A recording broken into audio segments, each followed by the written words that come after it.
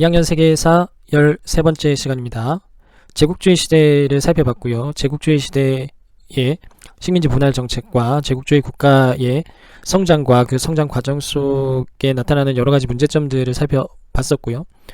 지난 시간에는 서아시아 지역 그리고 인도를 중심으로 해서 식민지를 당했던 나라들이 제국주의에 어떻게 저항하고 또 그 저항 속에서 민족의식이 성장하면서 국민국가를 건설하는 과정이 어떻게 나타나는지 살펴봤습니다. 오늘은 동아시아 사회, 우리가 살고 있는 이 공간으로 넘어와서 어떤 변화와 국민국가 건설을 위한 노력들이 나타나고 있는지를 살펴보도록 하겠습니다. 학습 목표입니다. 동아시아 3국, 중국, 일본, 조선의 개항 과정과 근대 국민국가 건설을 위한 노력들을 파악해 보도록 하겠습니다. 우선 3국의 개항 과정을 먼저 살펴보고요. 그 과정에서 나타나는 다양한 불평등 요소들을 파악하고 그걸 개선하기 위해서 어떤 노력들이 진행이 됐는지 그 내용들을 살펴보도록 하겠습니다. 동아시아의 제국주의 국가들이 등장하기 시작하면서 외세의 침략에 대응해서 나타났던 민족운동을 연표를 통해서 잠깐 보여주고 있는데요. 중국에서 먼저 영국과 부딪히게 되죠. 아편전쟁을 통해서 상황이 진행이 됩니다. 영상을 통해서 아편전쟁이 어떤 건지 잠깐 살펴보고 내용 정리해 보도록 하겠습니다. 17세기 이후 영국에서는 차를 마시는 문화가 급속히 퍼졌습니다. 비단 역시 유럽 상인들이 서로 다투어 사가던 물건이었는데 영국은 멕시코에서 공수해온 막대한 은으로 대금을 지불하며 차와 비단을 구입하였습니다.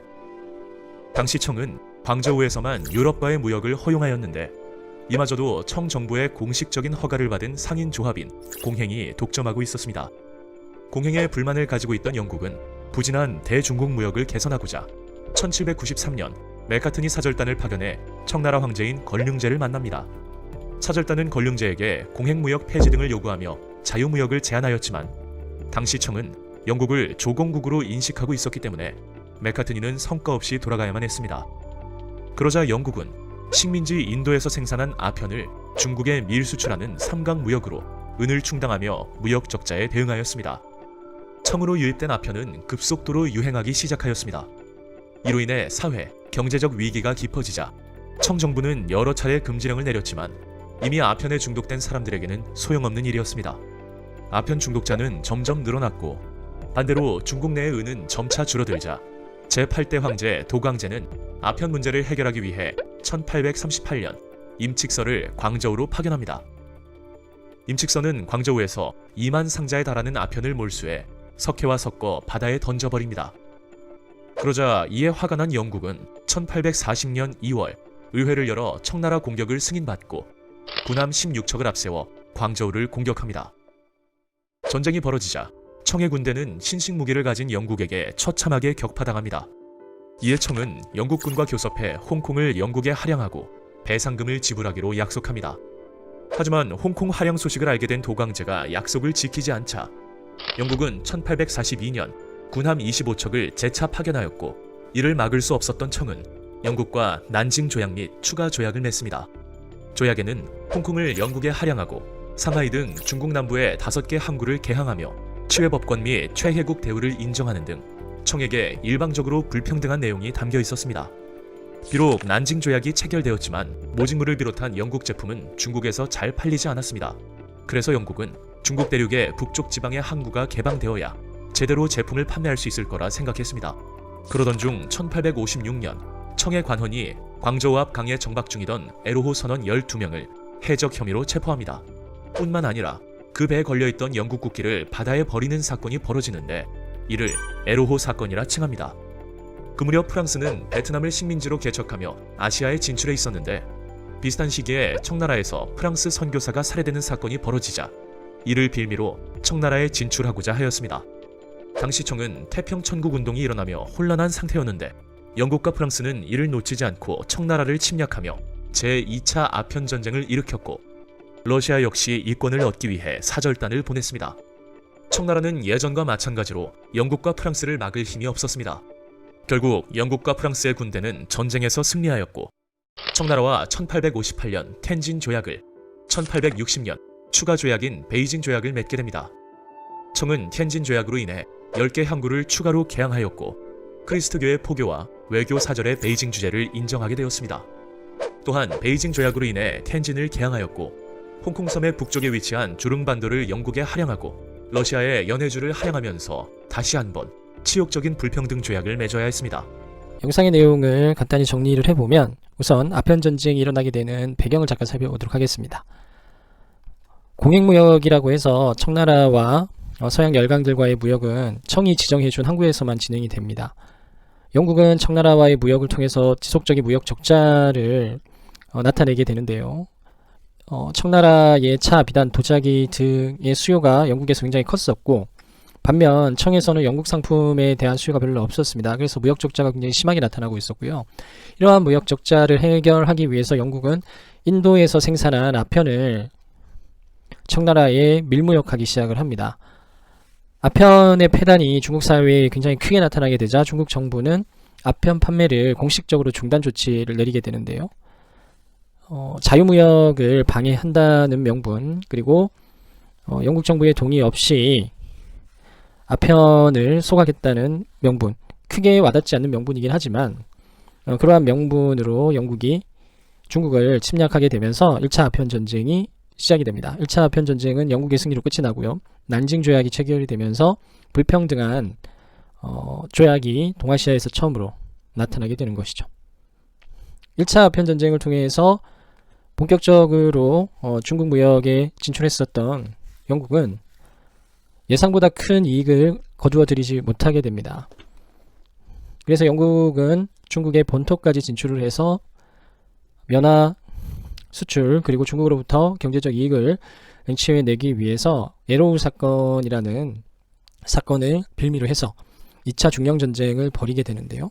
2차 중령전쟁은 영국뿐만 아니라 프랑스 연합군이 전쟁에 참여하게 되면서 청나라의 많은 경제적 이권을 빼앗아가게 됩니다. 이 역시 불평등 조약의 내용들이 나타나게 되는데요. 나중에 그 내용들 좀 구체적으로 살펴볼 예정입니다. 2차 아편 전쟁을 통해서 베이징 조약을 체결하게 되고요. 영국군이 베이징에 주둔할 수 있게 되고 내지 즉 중국 본토로 들어가서 무역을 할 수 있는 권한까지 영국이 얻어내게 되죠. 아편 전쟁을 통해서 청이 가장 먼저 영국과 조약을 체결하게 되고 그 과정에서 동아시아가 제국주의 국가에 의해서 강제로 개항이 되고 불평등한 여러 조약들이 체결이 되면서 많은 이권을 빼앗기게 되는 모습들을 살펴봤는데 일본 역시 비슷한 맥락에서 많은 이권을 빼앗기게 됩니다. 일본은 기본적으로 세국 정책을 펼치고 있었고요. 네덜란드와 나가사키에서 독점적인 무역을 진행을 하고 있었고 다른 서구 열강과는 무역을 취하고 있지 않았습니다. 페리 제독, 미국의 함대를 이끌었던 장군이라고 볼 수 있는데요. 페리 제독이 기항지로서의 일본의 필요성 때문에 강제적으로 개항을 요구하게 됩니다. 동아시아 특히 중국 시장으로 가기 위해서 중간에 잠시 멈춰서 연료도 공급해주고 식수도 공급해줄 수 있는 기항지로서의 일본의 필요성이 생겨나면서 페리 제독은 1854년 미일 화친 조약을 통해서 반강제적인 개항을 요구하게 됐고요. 이때 최회국 대우라는 불평등 요소가 적용이 됩니다. 나중에 뒤에 좀 더 살펴볼 예정이고요. 4년 뒤에 정식적인 수 통상 조약을 체결하게 되는데요. 나가사키 등의 4개 항구가 추가 개방이 되고요. 미국의 영사재판권을 인정하는 치외법권 조항이 포함이 됩니다. 가장 불평등한 요소 중에 하나고요. 일방적으로 적용이 됐기 때문에 문제가 됩니다. 그리고 협정관세. 관세라고 하는 것은 통상을 할 때 자국의 이익을 위해서 자주적으로 매길 수 있는 권한인데 이게 상호 간의 협정에 의해서 이루어진다는 말은 강한 국가의 힘이 반영이 되는, 즉 제국주의 국가에 굉장히 유리하게 적용이 됐던 대표적인 불평등한 요소라고 볼 수 있습니다. 그래서 일본은 미일 화친 조약과 미일 수호 통상 조약 체결을 통해서 동아시아에서 두 번째로 항구를 열게 되는 것이죠. 자, 다음으로는 조선 강화도 조약이 체결되는 과정을 잠깐 살펴보고 이야기 이어가도록 하겠습니다.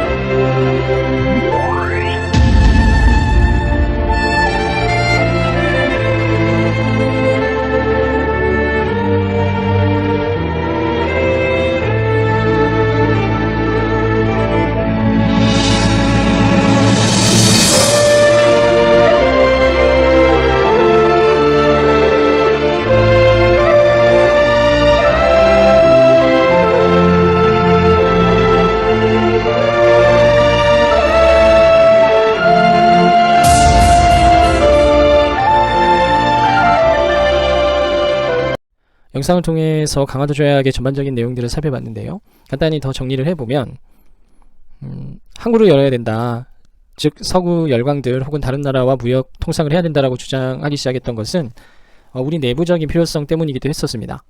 흥선대원군의 통상 거부 정책과는 다른 고종이 직접 정치를 하기 시작하면서부터는 통상 개화를 주장하는 사람들이 등장하기 시작했고 이들의 주장이 실질적인 영향력을 미치기 시작을 합니다. 이러한 상황에서 우리의 주장대로 자주적이고 적극적으로 개항을 했으면 참 좋았을 텐데요. 그러한 준비 과정과는 달리 일본이 페리 제독에게 당했던 것처럼 운요 사건을 일으킵니다. 아편전쟁 시기에 에로 사건과 좀 비슷한 사건이기도 한데요. 일본 군함이 강화도 앞바다에서 반강제적인 군사적 위협을 통해서 강화도 조약 체결을 강요하게 되죠. 1876년 강화도 조약이 체결됩니다. 조선의 개항은 앞에서도 이야기했듯 흥선대원군의 통상수교 거부 정책과는 전혀 다른 통상 개화에 대한 관심이 높아지는 내적인 요인과 일본의 군사적 압력에 의해서 이루어지는 외적인 요인에 의해서 진행이 되는데요. 1876년 강화도 조약이라는 조약을 통해서 정리가 되죠. 조약의 성격을 잠깐 살펴보면 최초의 근대적 조약, 조선이 근대 질서 속으로 들어가게 되는 역사적 의미를 지니기는 한데요. 충분히 준비되지 못했기 때문에 불평등한 조약으로서 우리에게 매우 좋지 않은 악영향을 미치기도 했던 조약이기도 합니다. 대표적인 내용이 7조의 해안 측량권, 일방적으로 강요됐던 부분이 있고요. 해안 측량권이라고 하는 것은 자원의 약탈 그리고 군사적 침탈의 가능성을 지니고 있기 때문에 매우 위험한 요소이기도 했습니다. 두 번째는 10조 치해법권이죠. 영사재판권인데요. 영사라고 하는 건 대사를 이야기를 합니다. 대사관에서 재판을 받을 수 있도록 하는 이런 조항인데요. 쌍방이 쌍무적으로 이루어지게 되면 그 문제가 없지만 일방적으로 주장이 됐기 때문에 문제가 될 수 있다라는 거 잘 기억을 해둡니다. 그리고 개항장 주변에 일본인들이 머물 수 있는 곳을 설정을 하고요. 관세 없습니다. 무관세 그리고 일본 화폐 사용 이러한 것들이 이제 문제가 됐던 것이죠. 그리고 일본 상인들이 특권을 가지고 조선에 진출하게 되면서 강화도 조약 이후에 국내 산업이 상당히 크게 타격을 받게 됐고 곡물 수출에 대한 제한 조건이 없었습니다. 그래서 조선의 쌀이 일본으로 빠져나가게 되면서 조선 국내의 쌀값이 폭등하게 되는 경제적 요인으로도 작용을 하게 되죠. 자, 이러한 것들이 강화도 조약에서 나타났던 불평등 요소 혹은 이후에 조선 사회를 힘들게 했던 여러 요인들이라고 볼 수 있습니다. 그래서 조약이라고 하는 것은 매우 꼼꼼히 살펴보고 체결을 해야 된다라는 교훈을 얻게 했던 조약이기도 하죠. 통해서 다시 한번 정리해 보도록 하겠습니다. 동아시아 3국이 개항하게 되는데요. 무슨 조약이 체결이 됐는지를 잘 연결시켜서 기억을 해두면 좋습니다. 청나라 같은 경우는 공행이라고 해서 정해져 있는 곳에서만 제한적으로 무역이 진행이 됐었는데 이렇게 되다 보니까 영국이 계속해서 청과 무역 적자 속에 놓여지게 됩니다. 이를 해소하기 위해서 영국은 부도덕한 선택을 하게 되는데요. 인도산 아편을 무역하게 되면서 막대한 이익을 얻게 되죠. 청의 입장에서는 이러한 아편의 사회적 유입이 굉장히 큰 문제를 일으키게 됐고 경제적인 측면에서도 많은 손해를 입었기 때문에 강경하게 단속을 하게 됩니다. 이러한 단속에 저항해서 자유무역을 방해한다는 명분 그리고 동의 없이 단속했다는 명분으로 1차 아편전쟁이 벌어지게 되죠. 1차 아편전쟁의 결과 맺어진 조약을 잘 기억을 해둡니다. 난징조약입니다. 난징조약이 체결이 되고요. 항구를 개봉하게 되는데 이때 홍콩이 이제 한량이 되죠. 근데 시험에서는 난징조약이 체결이 됐다. 1차 아편전쟁 이후에 그 정도만 기억을 하시면 됩니다. 두 번째로는 에로우 사건을 계기로 해서 영국은 1차 아편전쟁 이후 난징조약 체결 이후에도 경제적으로 큰 이익을 거두지 못하게 되자 청의 내륙 진출을 위해서 에로우 사건이라는 약간의 조작이 있는 사건을 일으키게 되는데요. 영국, 프랑스 함대가 연합해서 이제 청나라와 전쟁을 벌이게 됩니다. 여기서도 영국, 프랑스 함대가 승리하게 되죠. 베이징을 함락하게 되고요. 베이징 조약이 체결이 됩니다. 베이징 조약이 체결이 되면서 내지까지 진출할 수 있는 권한, 중국 내부로 들어가서 장사할 수 있다는 의미입니다. 그리고 청나라 군대 내에 서구 열강들의 군대가 주둔할 수 있는 권한까지 부여를 하게 되는 것이죠. 역시 시험에서는 2차 때는 베이징 조약이 체결이 된다 그 정도만 알고 있으면 될 것 같습니다. 일본 에도 막부 역시 처음에는 세국 정책을 펼치고 있었죠. 나가사키에서 네덜란드만 무역을 허용할 수 있도록 제한적인 교역을 하고 있었습니다. 다 비슷하죠. 청은 공행에서만 제한적으로, 그리고 일본 에도 막부는 나가사키에서만 제한적으로 교역을 하고 있었는데, 미국이 페리 함대를 이끌고 와서 반강제적으로 조약 체결을 하게 되면서 미일 화친 조약이 체결이 됩니다. 그리고 4년 뒤에 미일 수호 통상 조약이 체결이 되죠. 미일 화친 조약이 먼저 맺어지고 그 다음 미일 수호 통상 조약이 맺어졌다 정도만 시험에서는 구별할 수 있으면 될 것 같습니다. 조선 역시 흥선대원군 때 서구 열강들과 통상 수교를 하지 않는 거부 정책을 추진을 하게 됩니다. 하지만 고종이 등장을 하면서 통상을 해야 된다라는 통상 개화론자들의 주장이 펼쳐지기 시작을 했고, 이러한 과정 속에서 문호 개방에 대한 고민을 하고 있는 찰나에 일본이 역시 자기가 당했던 것처럼 조선 운요 사건을 일으키고 반강제적으로 강화도 조약 체결을 강요하게 되죠. 그래서 강화도 조약이 체결이 되는데, 이 세 나라가 맺었던 조약은 대다수 불평등한 요소를 품고 있는 조약이었다라고 할 수 있습니다. 자, 그러면 불평등한 요소는 어떤 것들이 있는가? 첫 번째는 치외법권인데요. 대표적인 겁니다. 외국인이 현재 거주하는 나라의 법률을 적용받지 않고 자국의 법률을 적용받는 거죠. 영사는 이제 대사관에서 근무하는 제일 높은 사람을 이야기를 합니다.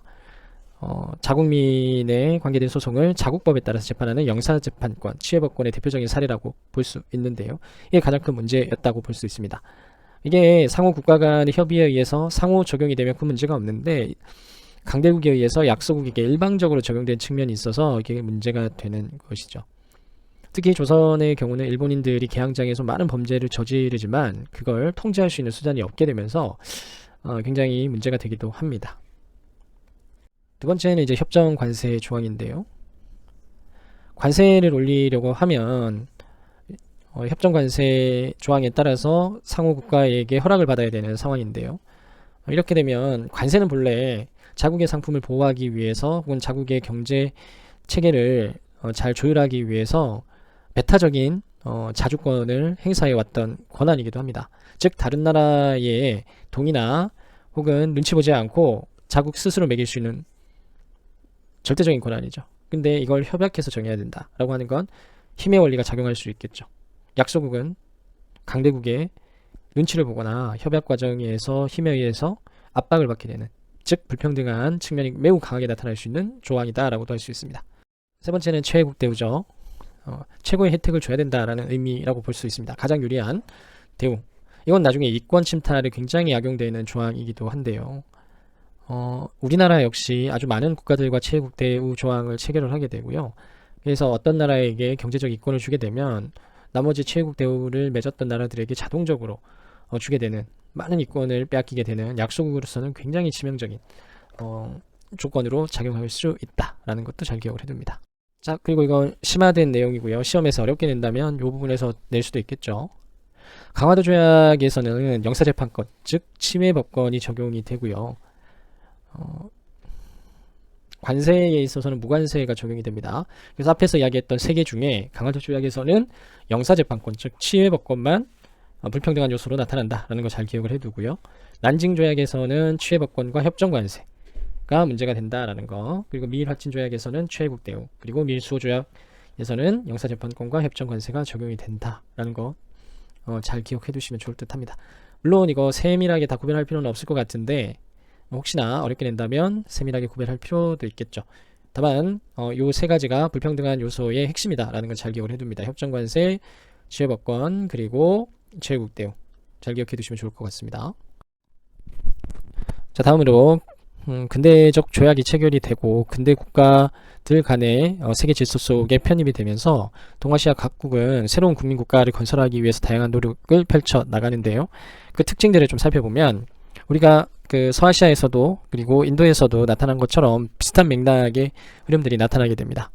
정치체제의 개혁, 왕조 질서에서 이제 근대적 국민국가로 변하는 과정에서 헌법이라는 게 굉장히 중요하죠. 그래서 입헌 군주제를 우선적으로 채택을 하게 됩니다. 그리고 나아가서는 공화제까지 가려는 움직임들이 나타나기도 하죠. 공화제로 간다는 거는 왕조 체제를 완전히 벗어나는 거라고 볼 수 있는데요. 중국에서는 신해혁명, 그리고 조선에서는 공화제까지 나갔던 근대 시기의 개혁은 없었는데요. 3.1운동을 거치면서 이제 공화국으로 가게 되는 흐름이죠. 일본은 여전히 입헌군주제의 질서다라고 볼 수 있습니다. 이 두 번째는 의회를 개설하는 과정인데요. 의회를 개설하고 헌법을 제정하고 그리고 근대 문물을 수용하면서 근대 국가의 기본 틀을 마련해 나가려는 시도들을 합니다. 의회 개설 운동은 중국에서는 변법 자강 운동, 조선에서는 독립협회, 그리고 일본에서는 메이지 유신, 그리고 자유민권 운동을 통해서 전개가 되고요. 실질적 헌법 제정의 과정을 보면 중국에서는 의화단 운동이 끝이 나고 나서 광서 신정을 통해서 흠정 헌법을 제정하게 됩니다. 그리고 나중에 신해혁명을 통해서 약법을 제정하는 과정, 일본은 메이지 유신을 통해서 헌법이 제정이 되죠.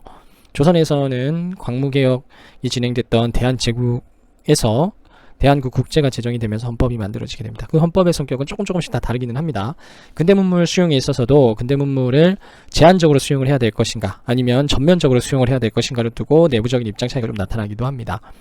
일본에서는 메이지 유신을 통해서 전면적인 수용이 이루어지고요. 중국에서는 제한적인 수용 형태인 양모운동과 전면적으로 수용하자라는 변법 자강운동의 입장 차이를 둔 개혁이 진행이 되고, 조선 내에서도 원건개화, 동도서기를 중심으로 한 제한적 수용의 입장과 문명개화를 통해서 전면적으로 수용하자라는 급진개화의 운동들이 양면적으로 나타나는 모습들도 나타나게 될 겁니다. 앞으로 그 구체적인 내용들을 살펴볼 예정입니다.